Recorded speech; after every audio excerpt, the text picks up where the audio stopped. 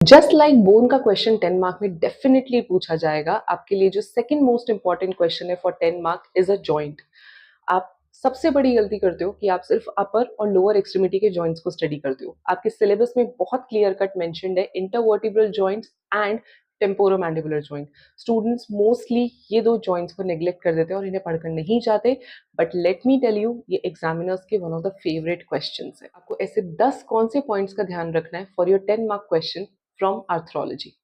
सबसे पहला पॉइंट है टाइप ऑफ जॉइंट। यूजुअली आप लोग डायरेक्ट लिखकर आ जाते हो ball and socket joint. Ball and socket joint लिखने से पहले अगर आप लिख दो it is a synovial type of joint और उसमें भी ये ball and socket type of variety है, then the examiner will come to know कि स्टूडेंट को ये क्लासिफिकेशन बहुत क्लियर कट है। नंबर टू इज जो बोन इन्वॉल्व है उन सभी के आर्टिकुलेटिंग फीचर्स, सर्फेसेस आपको लिखने हैं। यूजुअली या तो स्टूडेंट आर्टिकुलेटिंग सर्फेसेस लिख देते हैं या तो आर्टिकुलेटिंग बोन्स लिख देते हैं। आपको दोनों ही चीजों को अपने एग्जाम में लिख कर आना है। नंबर थ्री पॉइंट, कोई भी पिकुलर फीचर अगर आपको इस पर्टिकुलर जॉइंट में मिलता है तो आपको मेंशन करना चाहिए। जैसे कि अगर हम शोल्डर जॉइंट को स्टडी करते हैं तो हम ये देखते हैं कि जो ग्लिनोइड कैविटी है तो हेड ऑफ द ह्यूमरस के कंपैरिजन में वो बहुत ही ज्यादा शैलो है टू अकोमोडेटेड। तो ये पॉइंट इसका एक पिक्यूलियर फीचर आ जाता है, तो आपको ये मेंशन करना नेसेसरी है।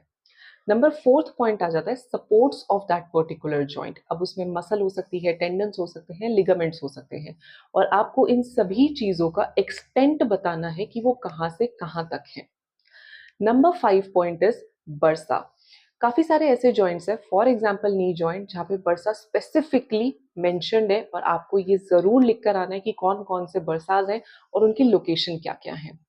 नंबर सिक्स पॉइंट इज आपको लिखना है मूवमेंट्स कौन कौन सी वो पर्टिकुलर जॉइंट अलाउ करता है।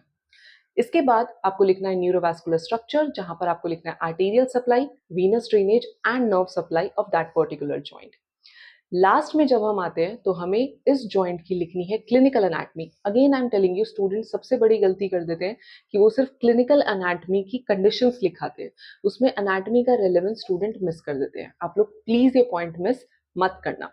And last point is the diagram. कोई भी एक डायग्राम याद करो, बहुत ही वेल लेबल डायग्राम ड्रॉ कर आओ विद पेंसिल।